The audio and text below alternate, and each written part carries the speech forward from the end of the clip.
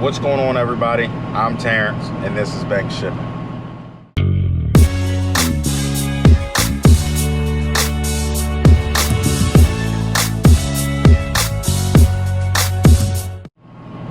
Good morning.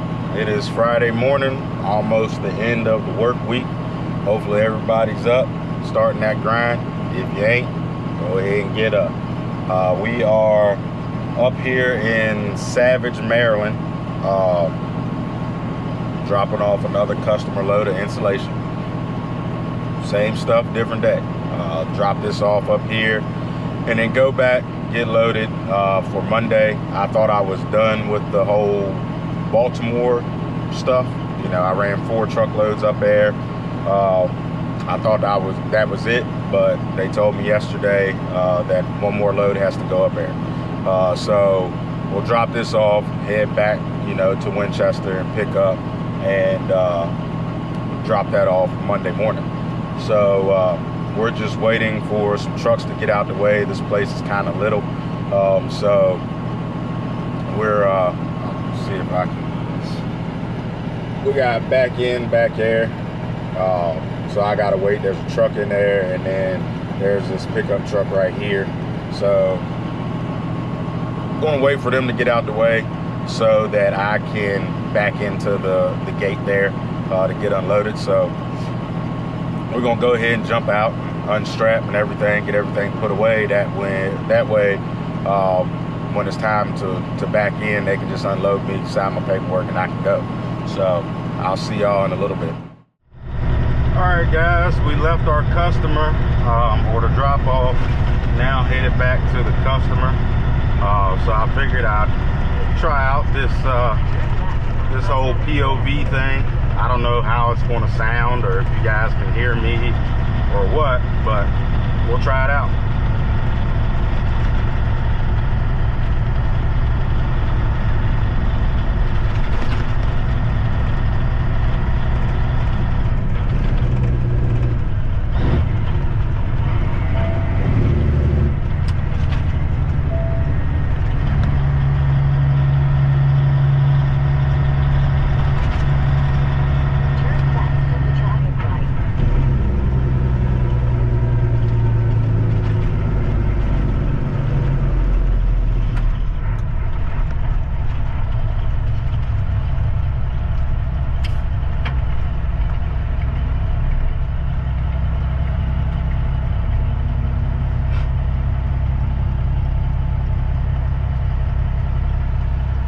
So it took a little longer than what I had hoped to get unloaded.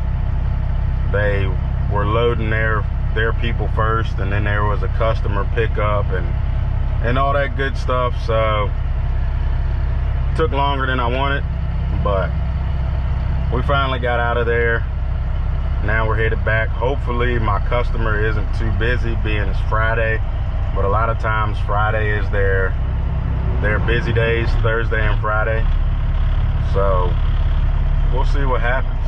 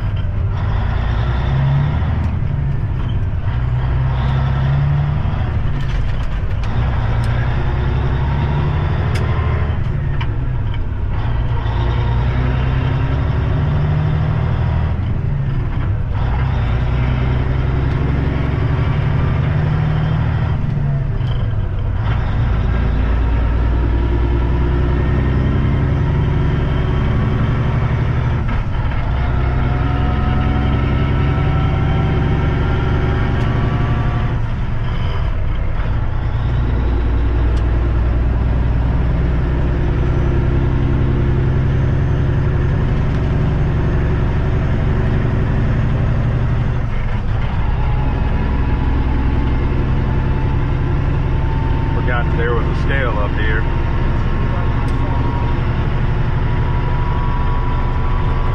And I don't have my bypass app up.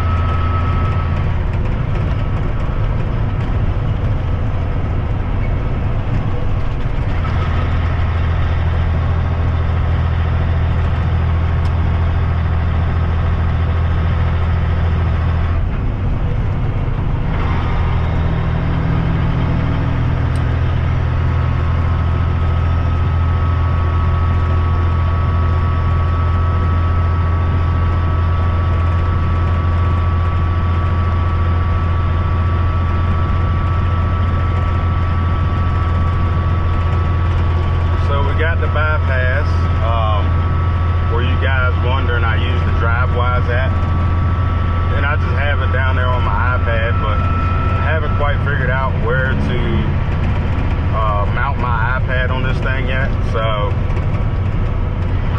gotta figure out a way to do that. I mean, I have some ideas, I just haven't done it yet. So, but if you guys don't have DriveWise, I suggest you go ahead and do it. I mean, you have to pay for it, but it's well worth it, especially if you have, you know, good CVSA scores and things like that. Because I mean, this week during the Blitz, I didn't get pulled into a scale not one time.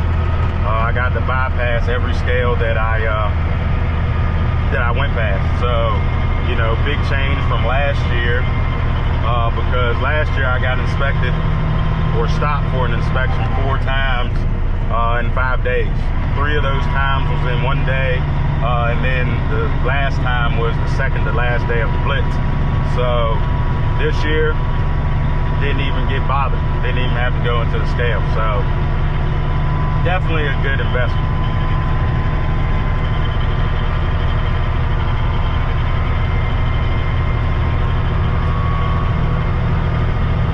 So don't mind the noise in this thing. I mean, it's got a lot of rattles, shakes. I mean, it's a 33-year-old truck, so it's going to have it.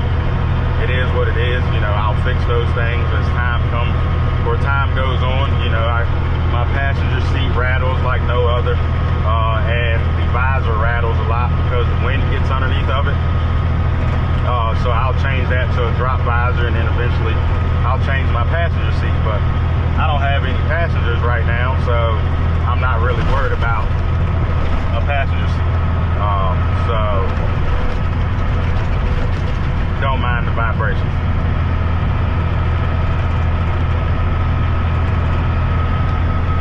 There's what looks to be a Hotshot right there that just passed me, and no numbers or anything like that from Kentucky. But you know, some guys get mad about it. Some guys say mind your business. The way I look at it, you know, I wouldn't be out here running without any numbers just because I don't want to be illegal. I want to do things the right way. But you know, to each their own. If that's the way they want to run, you know, that's the way they run. There's, you know, of course, loopholes and things about if you got to run numbers when you're headed home and you're empty, all this other stuff. So, I mean, I'm not here to say that it's the wrong thing or the right thing to do. I just know what I do, and I keep it moving. You know, I'm not worried about anybody taking my freight that don't run numbers, you know, or driving the rates down. Because if somebody drives the rates down, that's perfectly fine, because my rates aren't going down for anybody. You know, I have it with customers all the time where so-and-so comes in and they drive the rates down going a certain place, and then the customer's like, well, can you run for that rate? And I tell them no. I run for my rate and my rate only. If they don't want me to run the freight because I can't get down to that rate, that's perfectly fine. I'll take my business elsewhere. But usually the work that I do speaks for itself, and they don't mind paying the rate that I ask for. So keep that in mind, you know.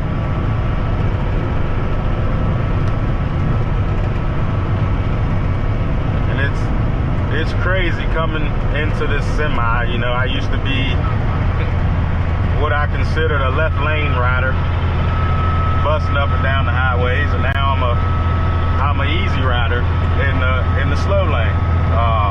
You know, I very seldom get over in the hammer lane just because the rears on this thing. It's got 390 rears, so you know, these cats like being around 1700 RPMs, you know, at cruising speed, and for me to get to 70 mile an hour, I'm at 2000 RPMs. So, you know, it doesn't hurt the truck, but it hurts my fuel mileage. So I try to stay out of it a little bit. I run like 67, 68. Most of the time that keeps me in the slow lane, but it is what it is. Eventually that's probably the first thing, or the next thing that I'll do to this truck is change the rears.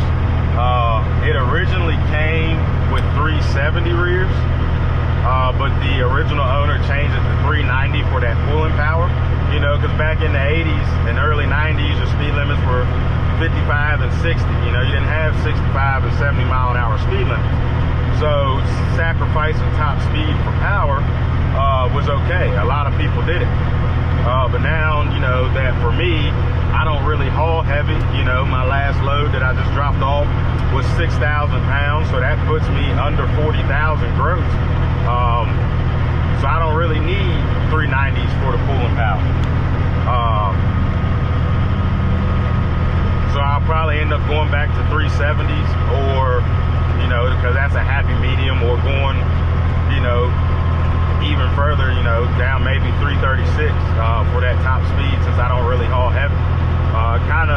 Kind of have to look at what the future holds, you know, for this truck and this, you know, this trailer is set up, and my customers, you know, how heavy are they going to get me?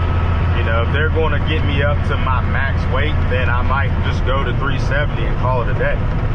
But if I'm not going to be pushing my max, then maybe I could go down to like 336 and still have plenty of pulling power and top speed. So we'll see. But we got about a hour and 20-minute ride till we get back to the customer. So I will see you guys there.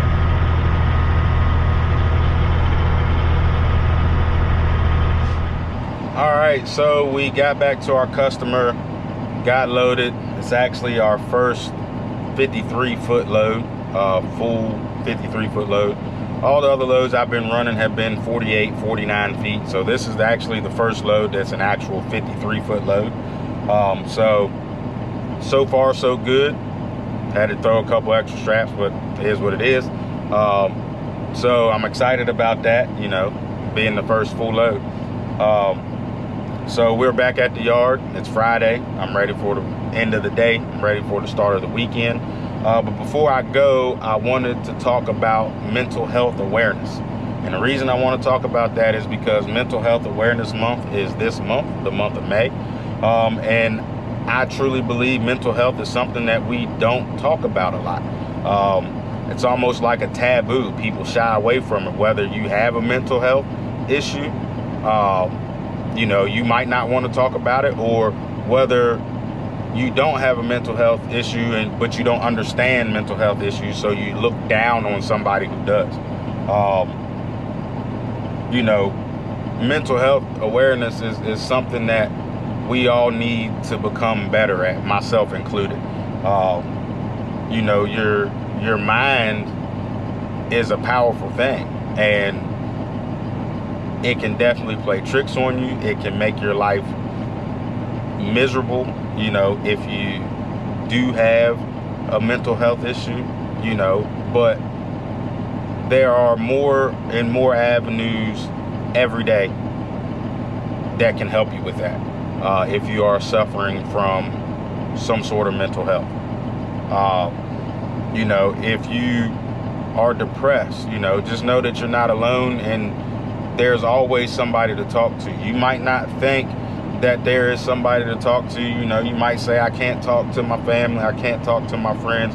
There's somebody out there that will listen to you. You know, if you're always anxious, the same thing goes for you. There's always somebody out there to listen to you. You know, don't think that you're alone in it. Don't think that you don't have anybody to talk to. There is always somebody out there so that you can express your feelings. You know, don't hold that in, you know, get that out in order to help yourself. You know, it's okay to say that you have, you know, a mental health issue. It's nothing to be ashamed of. A lot of people have it, and a lot of people know they don't, you know, don't even know they have it. But it's all about how you know, you look at that and you try to get over that hump. You know, even the strongest things in this world crack under stress or under pressure. We're no different. But when something cracks, it's just cracked. It's not broken. You fix it and you start using it again. It's the same with us. You're not broken at all. Far from it. You know, so don't say, you know, because you got a mental health issue that you're broken. You're not broken. You might miss a piece here, or you got a crack here or there. but you're not broken. It can be fixed. The issues can be fixed. Sometimes it might take a long time to realize it and take a long time to fix it, but it can be fixed, you know. And a lot of it has to deal with talking about your feelings, you know. So don't be, especially guys, you know, don't be too macho to talk about your feelings. You know, I'm not the type of person to really, you know, talk about my feelings a lot. You know, I don't do like the therapist thing or whatever, but I don't look down at people who do. You know, I have my own therapist and my mother. I talk to my mother every day. She's my therapist. She helps me get over things that I normally might not get over. You know, my wife, same with her. You know, so there are always people. It might not be immediate family. It might be a distant friend. Or if you're having a problem, feel free to call me and talk to me. You know, or message me and talk to me if you're feeling some type of way. And that's one thing that I want to preach a little more too is, you know, checking in on your people. You never know what somebody's going through unless you ask. You know, suicide rates are up. They continue to go up. And when somebody commits suicide, you always hear, we never saw it coming. But how many people asked? Now, I'm not saying that's every case, but a lot of cases, nobody bothered to ask to see how that person was doing. So check in on your friends and your family. Make sure that they're mentally fit. And if they're not, have a discussion with them. And if you can't help them, see if you can find an avenue to help them. So I just kind of wanted to put that out there, you know, since it is Mental Health Awareness, you know, month. Up here is very powerful, and you got to take care of what's up here. No matter how you see fit, you got to take care of it. So with that being said, hope everybody has a good weekend, safe weekend, fun weekend. And everybody stay prayed up, grind hard, and stay humble.